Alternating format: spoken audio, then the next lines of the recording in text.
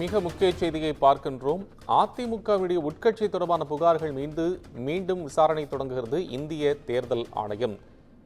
அனைத்து புகார்தாரர்களும் வரும் 28ஆம் தேதி ஆஜராகி விளக்கமளிக்க தேர்தல் ஆணையம் உத்தரவு பிறப்பித்திருக்கிறது. ஓபிஎஸ் உள்ளிட்ட பலரும் தேர்தல் ஆணையத்தில் பல்வேறு புகார் மனுக்களை கொடுத்திருக்கிறார்கள். இந்த சூழ்நிலையில் உட்கட்சி தொடர்பான புகார்கள் மீது தேர்தல் ஆணையம் விசாரணை தொடங்குகிறது என்பதைத்தான் முக்கிய செய்தியாக பார்க்கின்றோம்.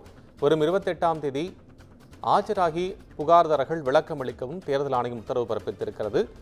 பொதுச் செயலாளர், அதேபோல ஒருங்கிணைப்பாளர், தலைமை இணை ஒருங்கிணைப்பாளர் உள்ளிட்ட பல்வேறு பதவிகள் தொடர்பான வழக்குகளும் தேர்தல் ஆணையத்தில் பதிவு செய்யப்பட்டிருக்கக்கூடிய இந்த கட்சி மற்றும் சின்னம் தொடர்பான இருக்கக்கூடிய புகார்களும் ஏற்கனவே புகார்தாரர்கள் தரப்பில் மனுவாக தாக்கல் செய்யப்பட்டு இது விசாரணை நடத்த வேண்டும் என்று கோரப்பட்டிருந்தது.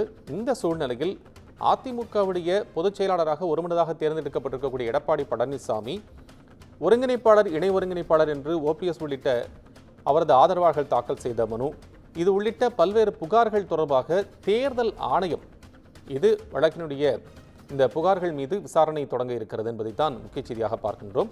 இந்திய தேர்தல் ஆணையம் அனைத்து புகார்தாரர்களும் வரும் 28ஆம் தேதி ஆஜராகி விளக்கமளிக்க வேண்டும் என்று உத்தரவு பிறப்பித்திருக்கிறது. அதிமுகவின் உட்கட்சி புகார் தொடர்பாக உட்கட்சியில் தொடர்பான புகார்கள் மீது இந்திய தேர்தல் ஆணையம் மீண்டும் விசாரணை தொடங்க இருக்கிறது. எனவே வரும் 28ஆம் தேதி அனைத்து புகார்தாரர்களும் நேரில் ஆஜராகி அவர்களது புகார்கள் தொடர்பாக விளக்கம் அளிக்க வேண்டும் என்று தலைமை தேர்தல் ஆணையம் உத்தரவு பிறப்பித்திருக்கிறது.